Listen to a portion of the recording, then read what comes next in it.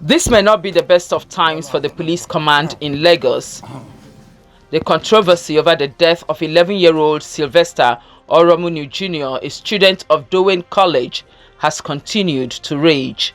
With accusations and counter-accusations, there was need for the police to address the issues raised over the cause of death. No evidence of blunt force trauma in this body.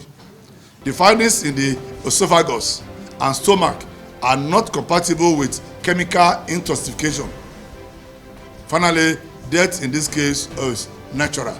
Now the DPP have said no case established, and that is the arm of the government that's going to prosecute when we file the case in court.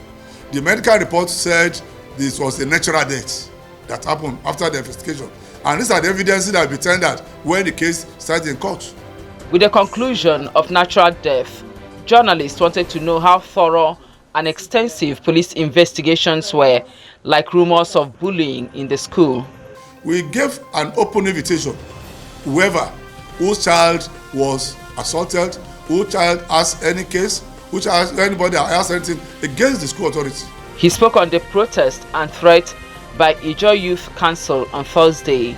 Protesters, including their masquerades, carried placards and were drumming, thereby causing panic and apprehension within the neighborhood. The police did not fold their arms and allow any act or omission that could threaten the peace being enjoyed in the state. The presser may have ended, but this could be the beginning of a long-drawn struggle for justice for Sylvester.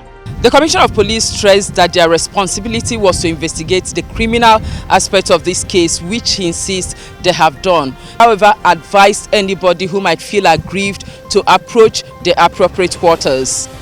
Ivy Kano, TVC News, Lagos. The National Reconciliation Committee of the All Progressives Congress has met with the Governor of Ogun State, leader of the party and the former Governor Segun Oshoba, and the immediate past Governor Ibikunle Amosun. The committee, while meeting with the Governor at the Presidential Lodge, said it was in the state on a mission to reconcile aggrieved party members. He equally presented to the Governor a copy of the petition received against the party structure in the state. It is an established practice of the committee that we listen first to the petitioners. When we listen to them, then we come and listen to the person who can complain about whose actions have been complained about in the party and the government. So it is my pleasure for on behalf of the committee to submit the petition we received. It's a copy of the petition we received, Your Excellency. The committee later proceeded to meet the petitioners led by the former Governor Ibikunle Amosun to hear from them.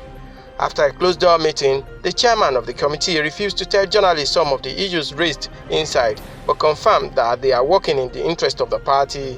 Speaking at the meeting of the committee, the party executives and those on the side of the government, the governor said the party and the government is known for justice, equity and fairness, and he believes in the approach of the national leadership of the party.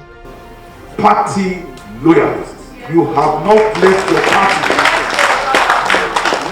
You did not think of leaving your party. You stood by this party through thick and thin. When the hopes were dim, when the chances look very slim, when you are being persecuted, oppressed, you stood in the rain. You prayed, you held hands, and God answered our prayers.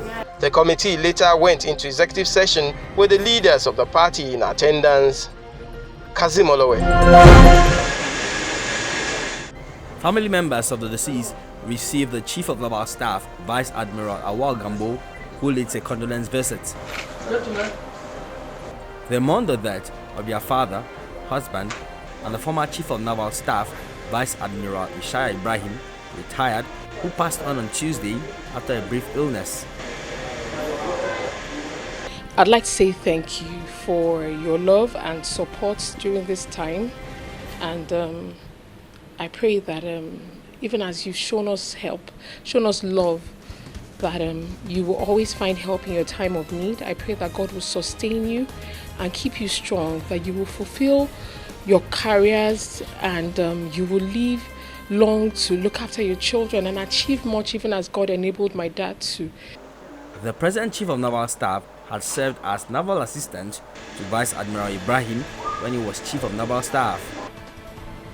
Admiral Ibrahim was an epitome of discipline, hard work and integrity, who served the Nigerian Navy diligently until his retirement from active service.